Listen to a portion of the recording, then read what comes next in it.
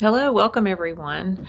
Thanks for joining us today. We're going to talk about housing options today for our grad students and really talk about the application process for academic year 24-25 as well as summer for 2024. So we'll talk a little bit about our trends. We will talk just briefly about the refresh that's happening in 10th and Home A and the 5 one-bedroom apartments in 10th and Home B. We'll go through the application phase details and then answer some questions that you all have had for us. As a reminder, we're going to record this presentation and we'll post it on our website for you all. Also, please note that the information that we're sharing is accurate as of today, December 8th. And if you receive an email from us that contradicts information that's in this presentation, please read your emails and make sure that you're following those instructions carefully. That shouldn't be the case, but as you all know, things do change sometimes, and we will make sure that we notify you of any changes that occur. All right, so a little bit of information about trends. We'll talk a little bit about the grad wait list and then how we use primary considerations. So last year, you'll see how many students were on our wait list versus how many actually were able to get on campus, and then the change from that to 2023. We had a bit smaller wait list this past year, and but also less students who were able to come off the wait list. And then we just expect that these trends, really we want to provide this information so you can see sort of the variance in that and how, when folks call and say, what's the likelihood of me getting off the wait list, some of our information is really hard to predict based on demand and housing allocation process, right? And so it can be really difficult for us to make those projections when we have such swinging demand from year to year. So really and truly, we look at our newest and youngest students first for our primary considerations for on-campus housing, and then we look at limited income students, and then of course our current residents. All right, so briefly, for those of you who already live with us, you know that we will be closed. The 10th and Home A building will be closed for the summer. And last summer, we refreshed and furnished 21 of the rooms there, and we'll be refreshing more of them this summer. And the building will be completely offline, so we'll have no students living in 10th and Home A. We're also furnishing the one-bedroom apartments in 10th and Home B, and all of those furnished one-bedroom apartments will be a part of our graduate student inventory beginning in the fall of 2024. The unfurnished one-bedrooms that will be remaining in 10th and Home A will be for our family students, so students who either live with a spouse or domestic partner or who have a child. For our students who currently live with us right now, who want to stay living with us over the summer, if you are a family resident, then you may have the option to move to 10th and Home C if we have space available. If you are a single grad student currently living with us, then we will have space in our other 10th and Home buildings, and you can choose to live in one of those. You will not be able to self-assign this summer. We will assign you to the available spaces that we have. You also, of course, have the option to move off campus for the summer.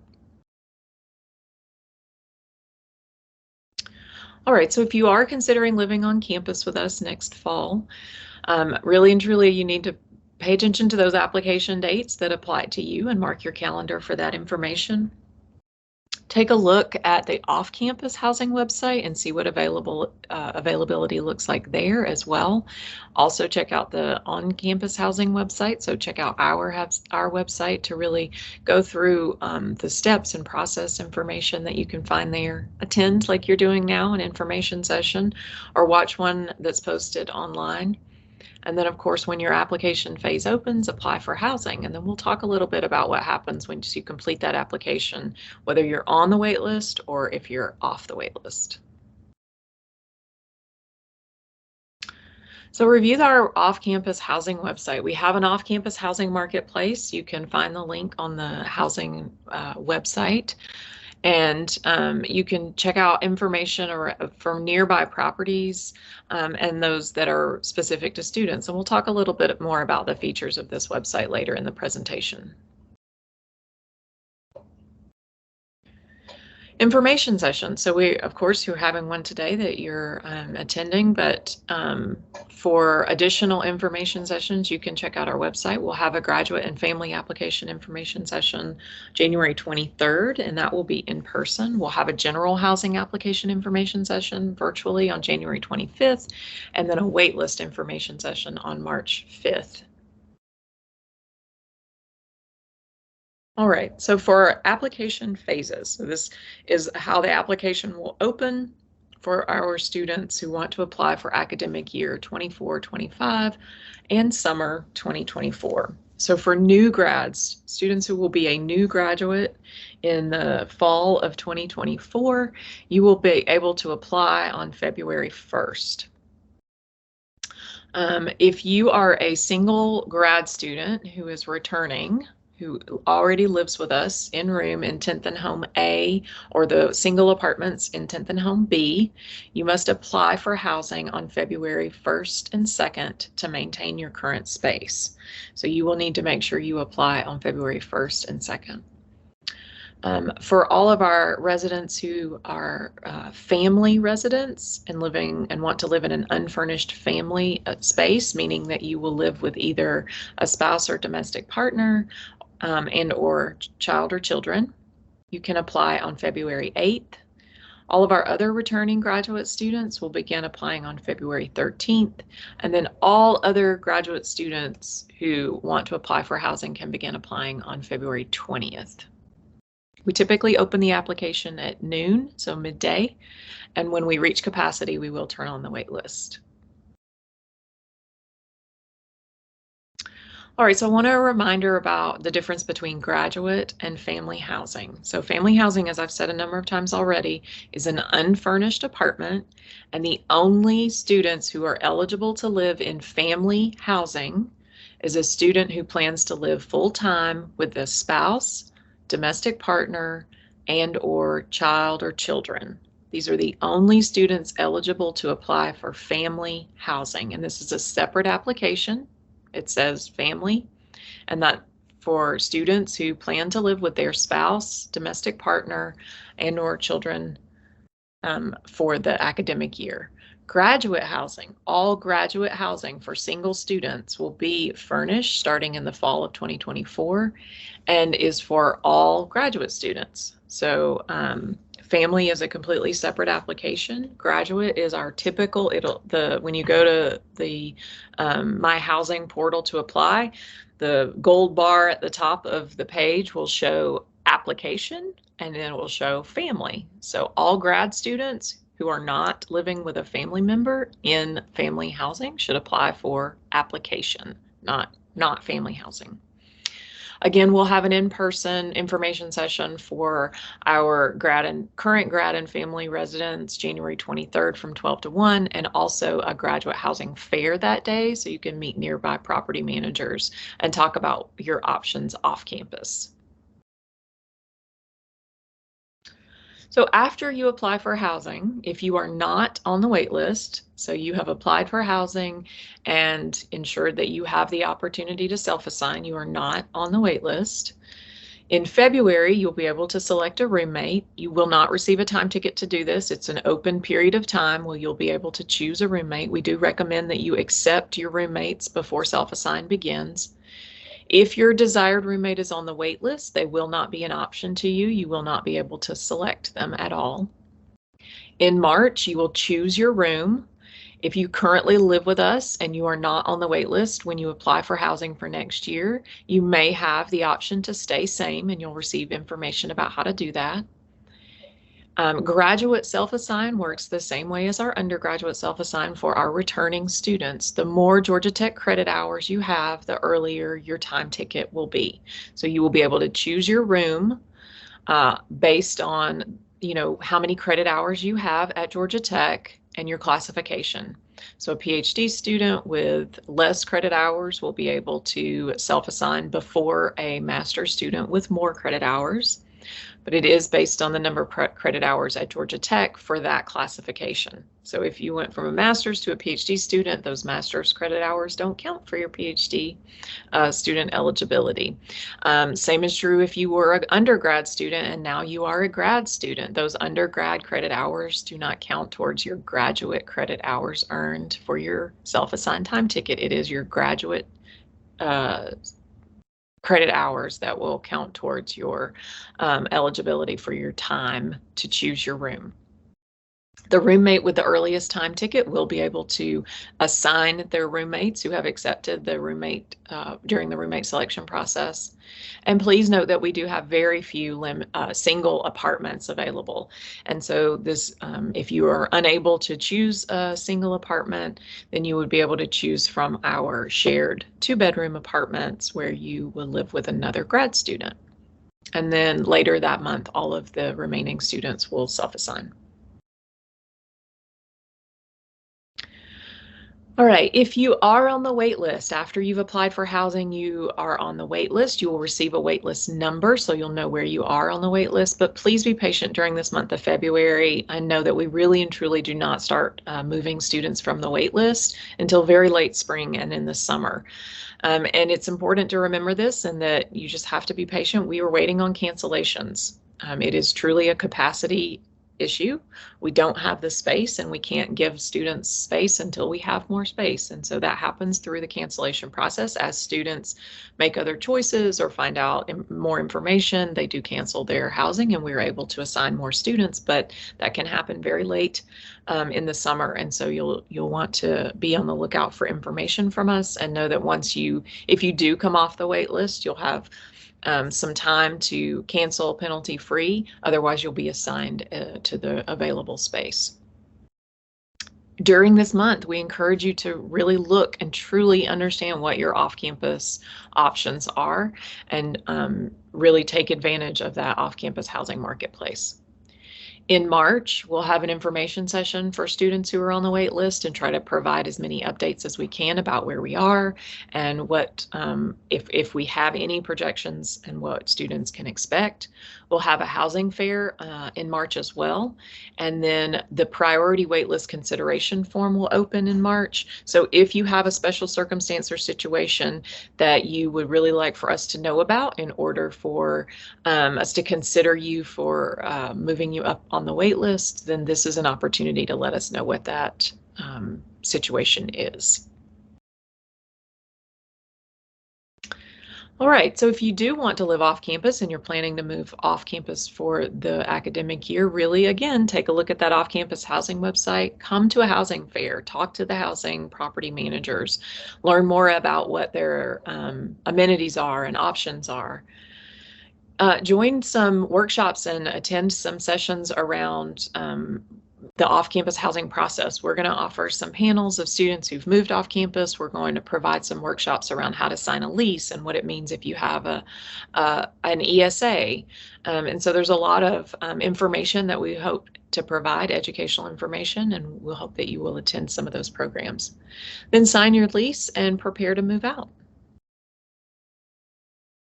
So again, our off-campus housing marketplace website has a variety of information, but it also has opportunities for you to filter by things that you care about, whether that's the lease term, the proximity to campus, do they have a shuttle, information and things that are important to you and how you would like your property to work. And so you can filter and learn more about, the properties that meet those needs. You can also log into the website and look for roommates or subleases. You can also find additional information about renter education, things about signing leases, and information we've gathered and collected that may be useful to our students who are moving off campus. Attend a fair, and then, of course, like I said, attend some of those other educational sessions that we plan to offer throughout the spring. Okay, so I'm going to answer some questions that we've collected from you all, and then I would encourage you to send us any additional questions that you have via the Housing Help Desk. So the first question is, will there be a separate wait list for those who apply for family housing? And the answer is yes. Applicants on the wait list for those spaces will be the only ones in line for them. And so we will have a family application housing wait list, and then we will have a regular graduate student housing wait list. So the next question, how do credit hours impact when I can select my room assignment? And so again, students who are brand new to Georgia Tech, so an incoming graduate student, would select their room based on when they sign their contract. Once you are a current student at Georgia Tech, you select your room based on the number of credit hours you have completed on campus. And again, undergraduate credit hours, even if you were an undergrad student at Georgia Tech, do not factor into the room selection process for graduate students. So it's only the credit hours you have earned at that classification level. All right, BS-MS program. Well, how does that work for housing? So if you are a BS-MS student, you are eligible to stay in your current assignment if you graduate in the fall semester and begin your master's program in the spring. So if you graduate your bachelor in the fall, you're starting your master's in the spring, and you have an academic year contract, you will just stay in your spring assignment. When you apply for housing for the following year, you would apply for you would be applying for graduate housing at that point because you'll be designated as a graduate student. If you will complete your bachelor's in the spring and begin your master's degree in the fall, we want you to wait until you are officially recognized as a graduate student, as a master's student in Banner, before you apply for housing, so that you will be placed appropriately into the application process.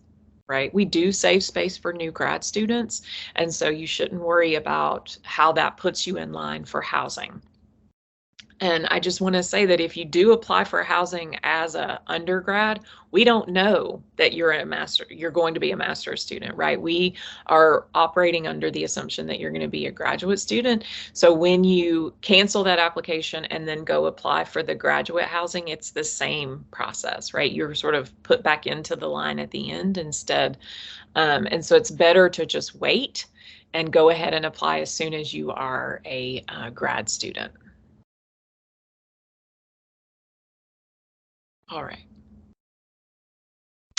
So we get a lot of questions about, can I stay in my same space, right? And we call this stay same.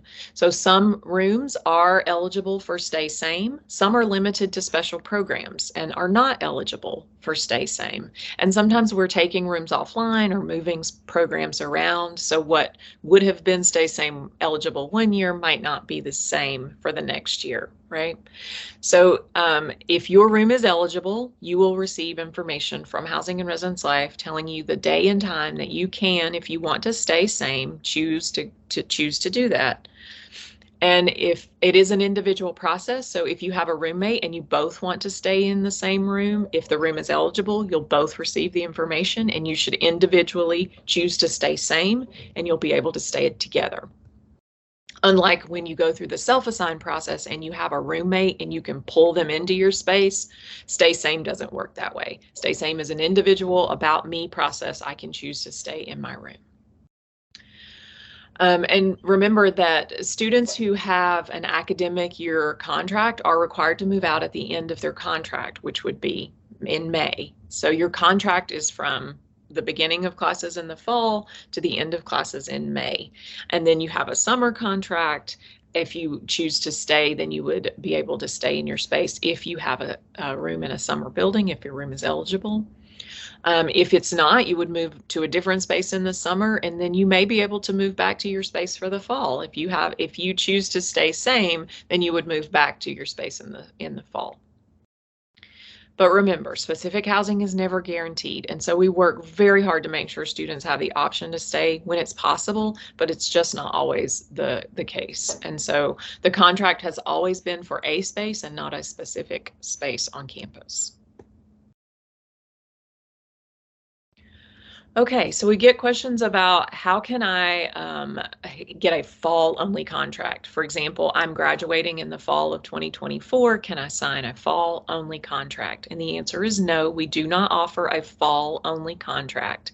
You would sign an academic year contract, and you can cancel the spring portion penalty-free, provided that you provide proper documentation. This is the same case for students who are interning, co-oping, studying abroad. If you are going to be doing any of those activities for the spring, you can cancel your spring portion of your contract and provide us with the appropriate documentation, and you will be able to cancel penalty free for that semester. It's really important to know that if you are going to be interning or co-oping in the fall, you can choose a spring-only contract. All right, so if you've been on campus and you applied for housing last year as a returning student, then you may know we had many issues with the My Housing portal crashing when the application opened. And this was due to the number of users trying to access the system at the same time, as well as an issue with DocuSign. So what have we done? This past summer, we transitioned My Housing to a cloud-hosted environment, and this will provide us with more bandwidth for more users to access the system at the same time. We've also removed DocuSign for the time being, and you will sign your contract within the housing application itself, and so that will mitigate that issue. We're also implementing some additional processes that will allow students who can't access the system because of bandwidth, because of the number of users already in the system. This new system will allow folks to be essentially put in line. So you would be in line, and your space in line will be held, and you'll be notified when you can access the system again. And so we have been working since last year to prepare for this year's opening, to ensure that we don't have the same problems as we did last year. It doesn't mean we won't have different problems, but we should not have the same problems that we had last year. And then we have some questions often about what documentation family housing residents need to supply to us. So married residents are able to submit a copy of their marriage license through My Housing portal, and if you're in a domestic partnership, then you will have paperwork signed by the Dean of Students office that will also be submitted in My Housing.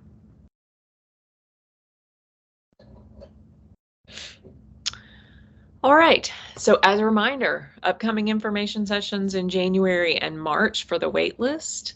If you want to keep up with what's happening with our information sessions, you can follow and bookmark the QR code on your screen, and you will receive information and can check that. Just bookmark that website, check it regularly, and you will see any updated information about information sessions that we're offering.